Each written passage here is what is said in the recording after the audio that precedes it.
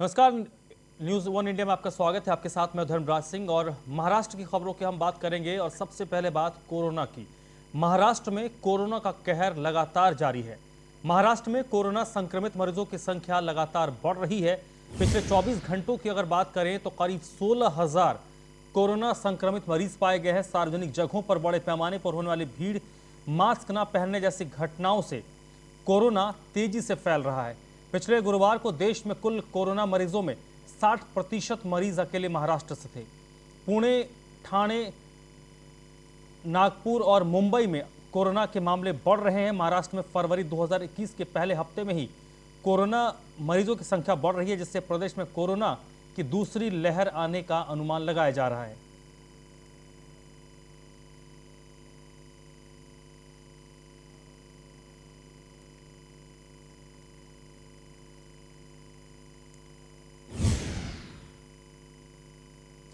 मुंबई में कोरोना का कहर थम नहीं रहा। राज्य में लगातार कोरोना के मामले बढ़ रहे हैं। भारत में एक और जहां कोरोना के खिलाफ लोगों को सुरक्षा देने के लिए वैक्सीन का काम तेजी से चल रहा है, वहीं पॉजिटिव मामले बढ़ने से एक बार फिर चिंता खड़ी हो गई है। महाराष्ट्र में कोरोना के कारण गंभीर स्थिति बनी हुई है, जहां 15,817 मामले अब तक दर्ज हुए हैं। पिछले 6 महीनों में से ये अब तक का सबसे बड़ा आंकड़ा है। हालात को देखते हुए कई शहरों में फिलहाल लॉकडाउन लगाया गया है।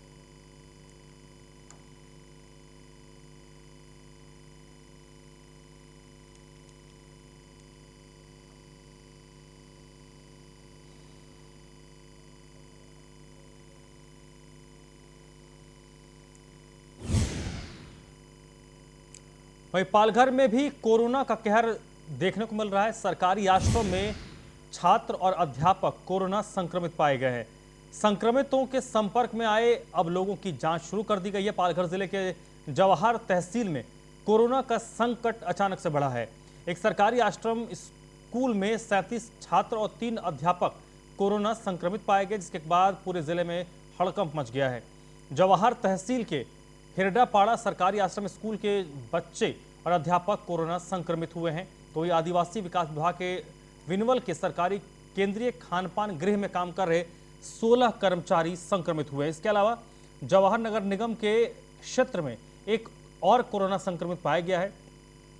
पिछले 2 से 4 दिनों में कोरोना मरीजों की संख्या बढ़ी है। फिलहाल इन सभी कोरोना संक्रमितों के संपर्क में आए लोगों की जांच शुरू कर दी गई है।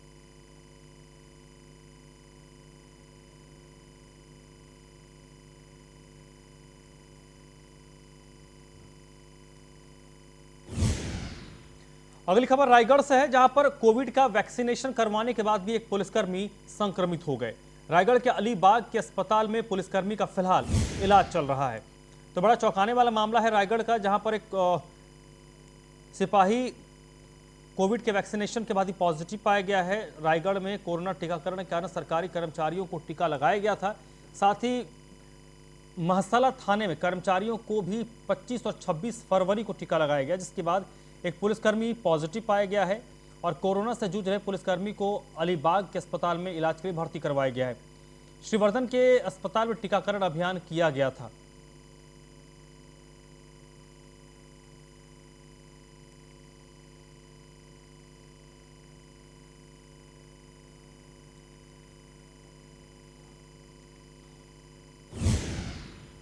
उस्मानाबाद जिले के तुलजापुर शहर में वैक्सीन लगाने के बाद एक महिला डॉक्टर कोरोना संक्रमित हो गई है। तुलजापुर के उपजिला अस्पताल में बतौर चाइल्ड स्पेशलिस्ट काम कर रही महिला डॉक्टर को बुखार आया था। उसके बाद उनकी जांच हुई, जिसमें वो संक्रमित पाई गई हैं। वह पिछले 15 दिनों से तुलजापुर तहसील में कोरोना संक्रमित मरीजों की संख्या तेजी से बढ़ रही है। इसको देखते हुए जिलाधिकारी कौस्तुभ दिवगावकर ने तुलजा भवानी मंदिर के साथ इस जिले के सभी धार्मिक स्थलों को हर रविवार के दिन बंद रखने का आदेश दिया है।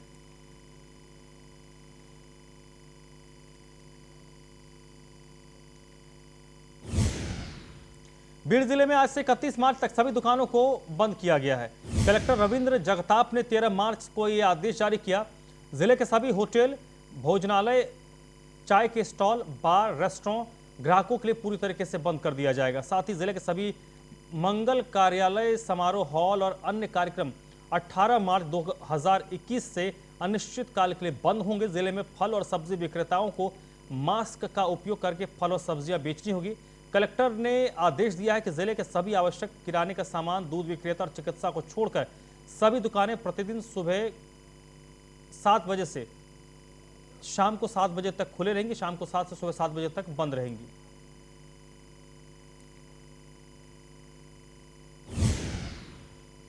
हिंगोली जिले में भी लगातार कोरोना मरीजों की संख्या में बढ़ोतरी दर्ज की गई है। जिले में 71 नए मरीज पाए गए और एक मरीज की मौत हो गई है। बढ़ते कोरोना संक्रमण को लेकर जिलाधिकारी ने सभी रेलवे स्टेशन पर संक्रमण रोकने के लिए कड़े उपाय योजना को लागू करने का आदेश दिया है, लेकिन हिंगोली के रेलवे स्टेशन पर कोरोना के नियमों की खुलेआम धज्जियां उड़ाई जा रही है। रेल से उतरने वाले सभी यात्रियों का टेस्ट कराने के लिए रैपिड एंटीजन टेस्ट कैंप लगाने का आदेश दिया गया है, लेकिन हिंगोली के मुख्य रेलवे स्थान पर अभी तक ऐसा कोई कैंप लगाया नहीं गया है। वह रेलवे प्रशासन की तरफ से कोई उपाय योजना रेलवे स्टेशन पर नजर नहीं आ रही है। रेल के डब्बों में भी यात्रियों की तरफ से कोई भी सावधानी नहीं बरती जा रही है। इससे मरीजों की संख्या और बढ़ने की आशंका जताई जा रही है। आपको बता दें कि बढ़ते कोरोना संक्रमण को लेकर जिलाधिकारी ने 7 दिन का लॉकडाउन लगाया था।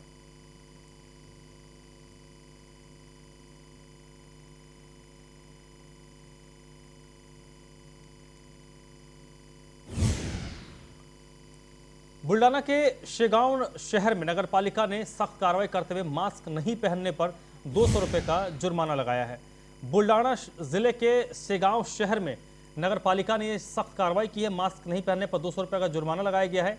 नगर पालिका के प्रमुख डॉक्टर प्रशांत शेलके ने 200 रुपए का जुर्माना लगाने का आदेश दिया है। अब तक करीब 4000 गैर जिम्मेदार नागरिकों का चालान भी किया गया है।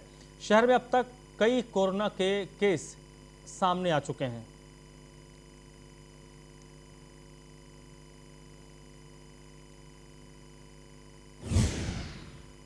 औरंगाबाद जिले में कोरोना के बढ़ते प्रभाव को देखते हुए जिला प्रशासन ने शनिवार और रविवार को 2 दिन लॉकडाउन की घोषणा की है। इस लॉकडाउन का लोगों को पूरा सहयोग किया है। औरंगाबाद के जिलाधिकारी सुनील चौहान और पुलिस आयुक्त निखिल गुप्ता ने शहर में घूमकर मास्क वितरित किए। मास्क पहनकर सोशल डिस्टेंसिंग का पालन करने का आह्वान किया गया। जिले के धार्मिक स्थल भी इस दौरान बंद नहीं किए गए हैं। मंदिर मस्जिद में लोग अकेले जाकर प्रार्थना कर सकते हैं, लेकिन भीड़ ना करें, ऐसा आह्वान पुलिस आयुक्त निखिल गुप्ता ने किया है।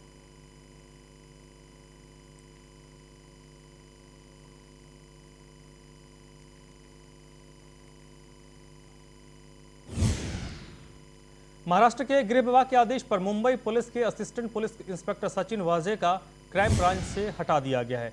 आपको बता दें कि वाजे ने गिरफ्तारी के डर से अग्रिम जमानत के लिए ठाणे सेशन कोर्ट में याचिका दायर की है। अदालत ने वाजे की जमानत अर्जी को स्वीकार कर सुनवाई की अगली तारीख 19 मार्च तय की है। वाजे का नाम 25 फरवरी को उद्योगपति मुकेश अंबानी के घर के बाहर से बरामद स्कॉर्पियो के मालिक मनसुख हिरेन की मौत से जोड़ा जा रहा है। मनसुख की मौत के मामले में महाराष्ट्र एटीएस ने हत्या और आपराधिक साजिश रचने का केस दर्ज किया है। मनसुख की पत्नी विमला ने वाजे पर पति की हत्या में शामिल होने का आरोप लगाया है। वहीं वाजे पहले मुंबई पुलिस के सीआईओ में बतौर एपीआई काम करते थे, लेकिन अब उन्हें हटाकर एसबी में भेज दिया गया है।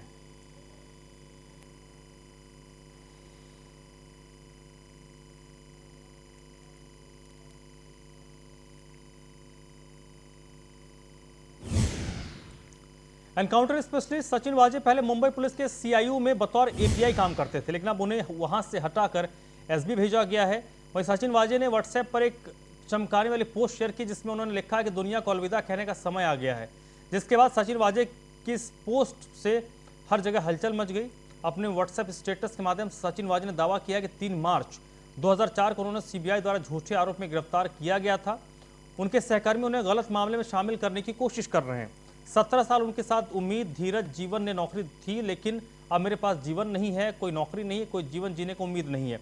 अब दुनिया को अलविदा कहने का समय आ गया। आपको बता दें कि सचिन वाजे का नाम 25 फरवरी को मुकेश अंबानी के घर के बाहर बरामद स्कॉर्पियो के मालिक मनसुख हिरेन की मौत से जोड़ा जा रहा है।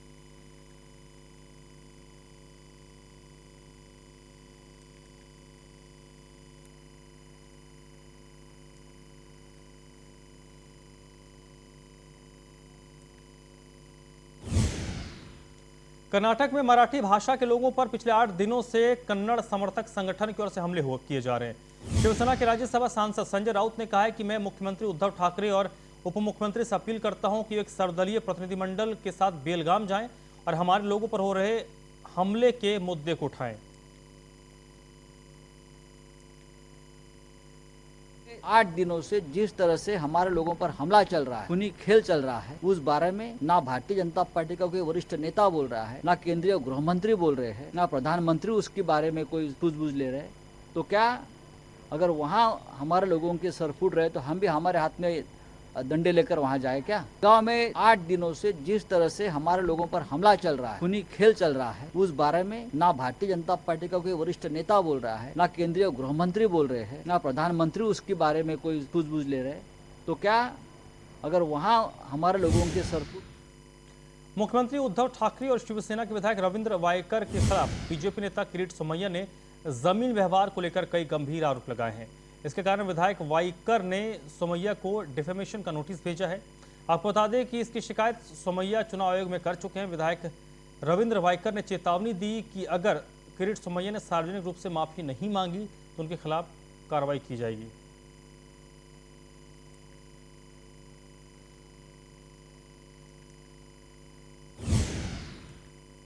महाराष्ट्र के आवास मंत्री जितेंद्र आव्हाड ने आज एनएसआरए में मकानों के बारे में जानकारी दी।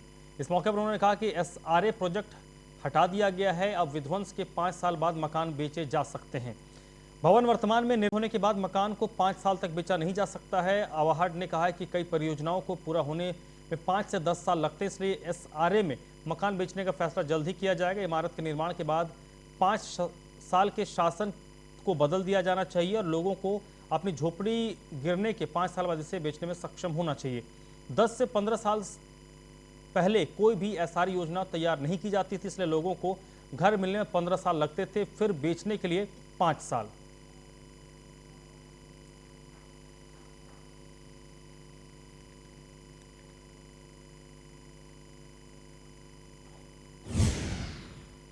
रायगढ़ जिले के महाड़ तालुका में शिक्षक ने नाबालिग छात्रा से छेड़खानी की कोशिश की, जिसको लेकर शिक्षक के खिलाफ थाने में शिकायत दर्ज कराई गई है। जानकारी के मुताबिक पीड़ित लड़की रायगढ़ जिला परिषद के एक स्कूल में 8वीं कक्षा में पढ़ रही है।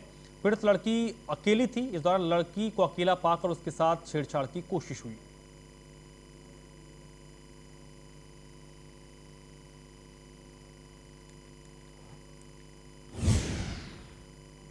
अहमदनगर जिले में राष्ट्रवादी कांग्रेस पार्टी की एक महिला कार्यकर्ता की हत्या के मामले में पिछले 3 महीने से फरार एक पत्रकार को शनिवार को हैदराबाद स्थित एक होटल से गिरफ्तार किया गया है। अहमदनगर पुणे राजमार्ग पर जाटेठ गांव के पास रेखा जरे की 30 नवंबर 2020 को रात 8 बजे गला रेतकर हत्या कर दी गई थी। इससे पहले जांच अधिकारी और उप विभागीय पुलिस अधिकारी अजीत पाटिल ने पारनेर अदालत में 5 आरोपियों के खिलाफ 1500 पन्नों का आरोप पत्र दाखिल किया था।